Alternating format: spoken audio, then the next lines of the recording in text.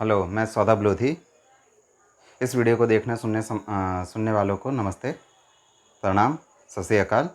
आप सोच रहे होंगे कि मैंने आदाब क्यों नहीं बोला। तो आपको बता दूं, मोहम्मद गौस और मोहम्मद रियाज अत्तारी ने भी उदयपुर में कन्हैया लाल की इस्लामिक तरीके से हत्या करने के बाद में सलाम बोला था। थोड़ी मैं इस वीडियो में बात करूँगा कन्हैया लाल की हत्या करने के बाद में जो वीडियो बना था भारत के डरे हुए मुसलमानों ने और शांतिप्रिय मुसलमानों ने जो वीडियो बनाया था कन्हैया लाल की हत्या करने के बाद में, उसमें जो शब्द का इस्तेमाल किया गया था और नुपुर शर्मा के बारे में वीडियो बनाने के बाद में उस वीडियो में लब्बैक शब्द का इस्तेमाल किया गया था, जो बताता है कि ये वीडियो पाकिस्तान की लब्बैक जो पार्टी है, तहरीक लब्बैक पार्टी, उसको संबोधित करने के लिए किया गया था।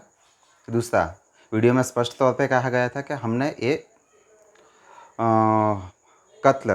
इस्लामिक कत्ल रसूल के नाम पे किया है, इस्लाम के नाम पे किया है। इसलिए हिंदुओं को ये मानना चाहिए कि जो भी मुस्लिम कह रहे हैं कि ये हत्या की हम कड़ी निंदा करते हैं, ये सिर्फ ढोंग कर रहे हैं।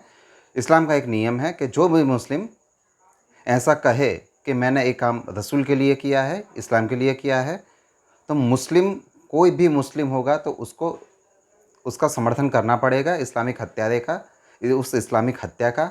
और जो भी उस इस्लामिक हत्यारे का और इस्लामिक हत्या का समर्थन नहीं करेगा वो इस्लाम से खारिज माना जाएगा, वो इस्लाम और रसूल का अपराधी माना जाएगा। इसलिए जो भी मुस्लिम कह रहे हैं ओवैसी टाइप के या मौलाना टाइप के, Jamiat Ulema Hind, All India Muslim Personal Law Board जैसे वगैरह संस्थाएं कह रही हैं कि हमें इस हत्याकांड से दुख है, ऐसी हत्या का हम समर्थन नहीं करते हैं, ऐसी हत्याएं करने का मुस्लिमों को कोई अधिकार नहीं है, ये साले सब ढोंग कर रहे हैं। ये हत्या जायज़ है, वो जानते हैं कि यह हत्या जायज़ है। दूसरी चीज़, उस वीडियो में कहा गया है कि हमें दुआओं में याद रखना। अब इसका मतलब ये है कि भारत का मुस्लिम हर शुक्रवार की नमाज में या किसी शुक्रवार की नमाज में उन मुस्लिम हत्यारों को के नाम पर समर्थन करेगा मस्जिदों में, उसके लिए चंदा जुटाया जाएगा, उसके लिए दुआएं पढ़ी जाएंगी, कलमे पढ़े जाएंगे बराबर, और उसके नाम से स्पेशल नमाज अदा की जाएंगी। एक ही बात है। उसके और आगे आके चलते हैं। ये वीडियो जिस तरह से बनाया गया है उसका उद्देश्य ये है कि इस हत्या के लिए जो पैसा डिस्ट्रीब्यूट किया गया है या इस हत्या के लिए जो इनाम घोषित किया गया है उसका क्लेम करने के लिए भी ये वीडियो बनाया गया है, उस उद्देश्य से वीडियो बनाया गया है। और दूसरा उद्देश्य है कि हिंदुओं को डराने के लिए, हिंदुओं में डर पैदा करने के लिए। तीसरी चीज़, इस वीडियो में कहा गया है कि नरेंद्र मोदी, एक दिन हम तेरी भी हत्या करेंगे, ये छुरा तेरी गर्दन तक पहुंचेगा और उस कुतिया तक भी, यानी नुपुर शर्मा तक। तो ये चीज़, ये हकीकत है कि भारत का मुस्लिम आज नहीं तो 5 साल बाद, 3 साल बाद, 7 साल बाद नुपुर की हत्या करेंगे, क्योंकि ये मुस्लिम गिरोह में वैश्विक तौर पर ये एक्सेप्ट कर लिया गया है कि नुपुर की हत्या करना एक सच्चे इस्लाम का परिचायक है, एक सच्चे मुसलमान का घोतक है, और जो सच्चा मुस्लिम होगा वही ये काम कर पाएगा। इसलिए अब नुपुर शर्मा से एक गलती करवा दी गई है, इस सेक्युलरों और मुस्लिमों ने करवाई है। और नुपुर शर्मा की सबसे बड़ी गलती ये है कि उन्होंने माफ़ीनामा अपने ट्विटर अकाउंट पर पोस्ट किया। ये सबसे बड़ी गलती नुपुर शर्मा की है। नुपुर शर्मा को मैसेज दिया गया था कि कुछ भी हो जाए मुस्लिमों से माफ़ी नहीं मांगनी है। मुस्लिमों को यदि आप कहते हैं कि हम माफ़ी मांग लेंगे और बच जाएंगे, ये आपकी सबसे बड़ी गलती है। तीसरी चीज़, ये कर दी नुपुर शर्मा ने इसी संदर्भ में वो एक्टिव नहीं है। ये बता दिया है कि नुपुर शर्मा डर चुकी है। एक जायज़ भी चीज़ है, एक गलती भी नहीं कह सकते। सभी को अपनी जान और इज्जत की सुरक्षा करनी चाहिए, एक कुदरती अधिकार है। पर इनको यति नरसिम्हानंद जी से थोड़ी सीख लेनी चाहिए थी। यति नरसिम्हानंद जी के लिए भी सेम थ्रेट आ रही हैं, जबकि उन्होंने कुछ नहीं किया, ना कुछ बोला। और सेम टू सेम यही भी चीज़ है कि नुपुर शर्मा ने सिर्फ हदीसें कोट की हैं, उसके अलावा कुछ नहीं किया है। पर इस्लामिस्ट समूह, सेक्युलर समूह, सोशलिस्ट, लिबरल सभी इसलिए इस्लामिस्टों का साथ दे रहे हैं क्योंकि नंबर एक, नुपुर शर्मा बीजेपी की है, दूसरी चीज़ हिंदू महिला है।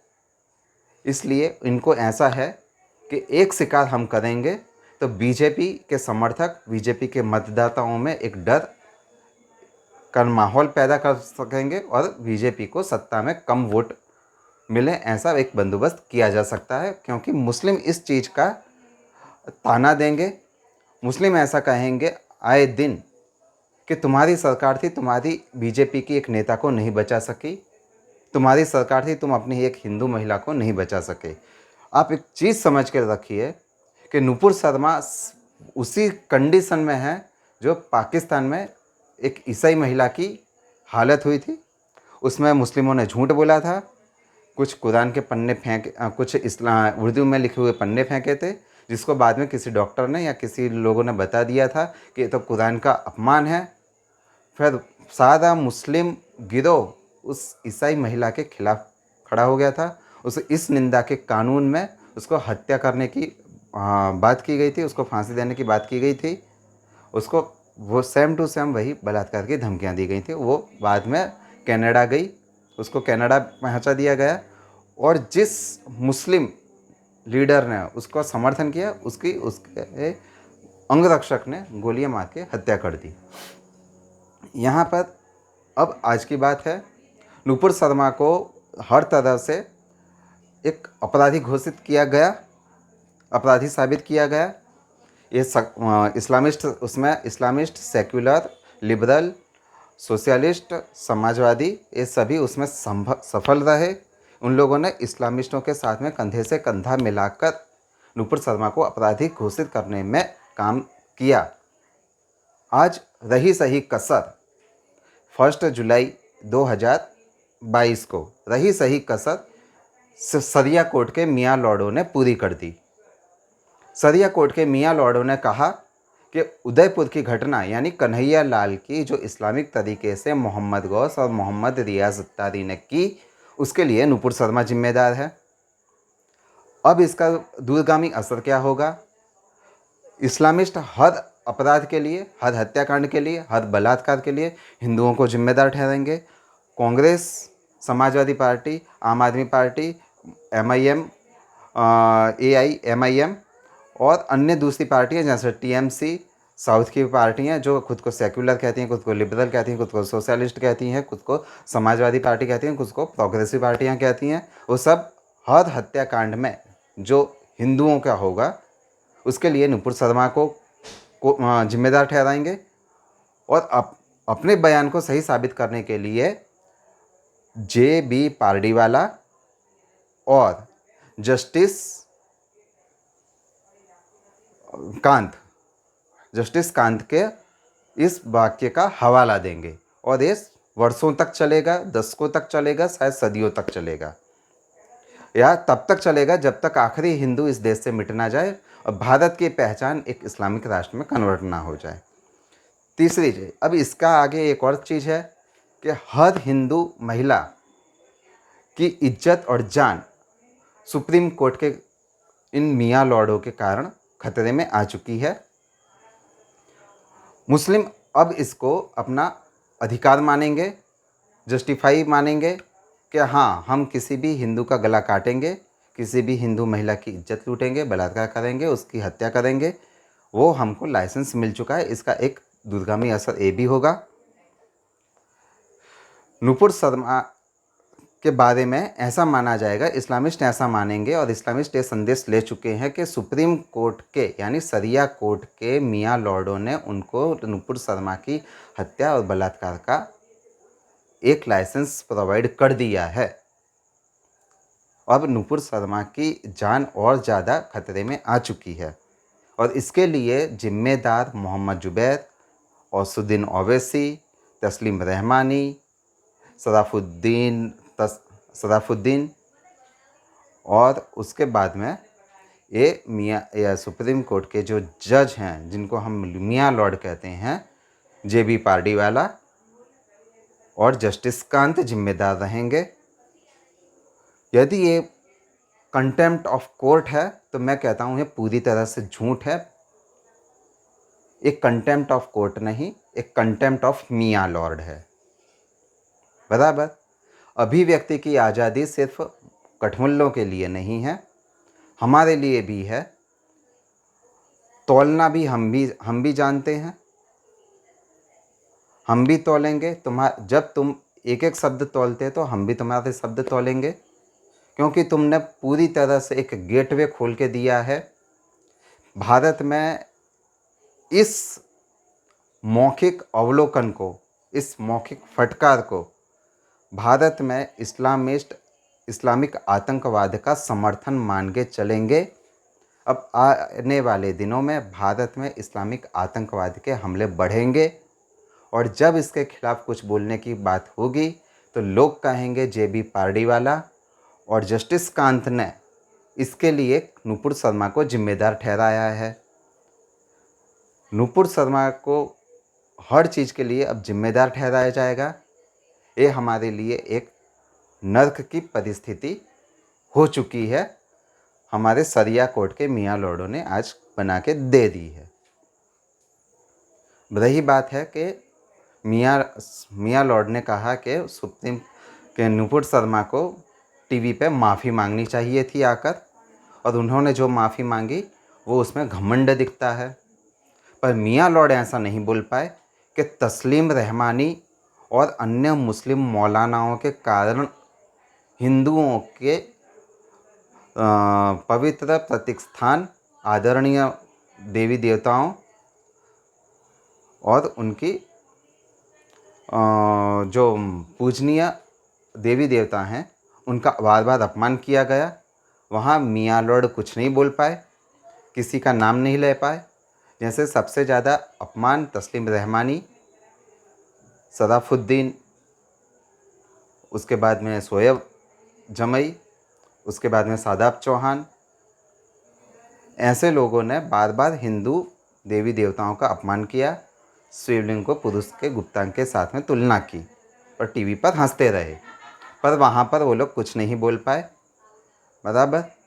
इसलिए मैं ऐसा मानता हूँ कि नुपुर शर्मा के बारे में आज सरिया कोर्ट के जो मियाँ लॉर्डों ने अवलोकन दिया है वो नुपुर शर्मा की जान को और ज़्यादा खतरे में डाल चुका है। साथ में भारत की जो हिंदू महिलाएं हैं, जो धर्म के संदर्भ में बोलती हैं, धर्म के समर्थन में बोलती हैं, भारत के समर्थन में बोलती हैं, लोकतंत्र के समर्थन में बोलती हैं, संविधान के समर्थन में बोलती हैं, जो उनकी इज्जत और जान, और जो हिंदू यही काम करते हैं उनकी जान को खतरे में डाल चुके हैं। ये कहते हैं कि तुम्हारी ढीली जुबान ने भारत में एक बड़ी परेशानी खड़ी कर दी है। और मैं ऐसा कहता हूँ कि सरिया कोर्ट के मियाँ लॉर्डों ने पता नहीं किस नशे में सारे भारत के हिंदू और हिंदू महिलाओं की जान, इज्जत और यहाँ तक कि भारत की संप्रभुता, भारत की पहचान सभी को इस्लामिस्टों के हाथ में सौंप दिया है। ये कह के तुम्हें जो करना है करो, हत्या करनी, बलात्कार करने हैं, दंगे करने हैं, बम विस्फोट करने हैं, जनसंहार करने हैं, आप सब करो और सादा दोष नुपुर शर्मा के ऊपर डाल दो। भले वहाँ पे जजमेंट में कुछ ज़्यादा नहीं लिखा है, पर मौखिक टिप्पणी इस्लामिस्टों के लिए एक जड़ी बूटी साबित होगी। इसका आने वाले चुनाव में और आने वाले समय में बहुत ख़राब और बहुत घातक असर पड़ेगा। ये मियाँ लॉर्ड एक इकोसिस्टम की कठपुतली बने हैं और हमारी सरकार इस इकोसिस्टम को तोड़ने में नाकाम रही है। इसके साथ में मैं ये बात ख़त्म करता हूँ। भविष्य में कुछ भी होता है इसके लिए JB पार्डीवाला जस्टिस कांत और सुप्रीम कोर्ट यानी शरिया कोर्ट पूरी तरह से जिम्मेदार मानी जाए और इसके लिए हिंदुओं को अब धीरे धीरे अपनी आवाज़ बुलंद करनी चाहिए, क्योंकि मुस्लिम कभी भी सुप्रीम कोर्ट का समर्थन नहीं करते हैं, वो सिर्फ ढोंग करते हैं, वो कभी किसी जजमेंट का आदर नहीं करते हैं, वो किसी जज को मानते नहीं हैं। मैं आपको 2 उदाहरण देता हूँ। जयपुर के बम ब्लास्ट में जिस जज ने फैसला सुनाया था, उस जज को इस्लामिस्ट हत्या और बलात्कार की धमकी दे रहे थे उसके घर की महिलाओं के साथ में। दूसरी चीज़, कर्नाटक के हिजाब के मुद्दे में फ़ैसला देने वाले जजों को पीएफआई और ऐसे इस्लामिक संगठनों और ऐसे मुस्लिमों ने खुलेआम हत्याओं की और उनके घर की महिलाओं की बलात्कार की धमकियां दी थी और बाद में कुछ 1-2 मुस्लिम केरल से पकड़े गए थे। इसलिए अब हमारा भी अधिकार हो चुका है कि हम भी तुम्हारे गलत निर्णय की निंदा करें और एक कोर्ट ऑफ कंटेम्प्ट नहीं, एक कंटेम्प्ट ऑफ मियाँ लॉर्ड है और भारत के संविधान में कंटेम्प्ट ऑफ मियाँ लॉर्ड की कोई सज़ा नहीं है। चलो, धन्यवाद। वीडियो को देखिए, शेयर कीजिए, लाइक कीजिए।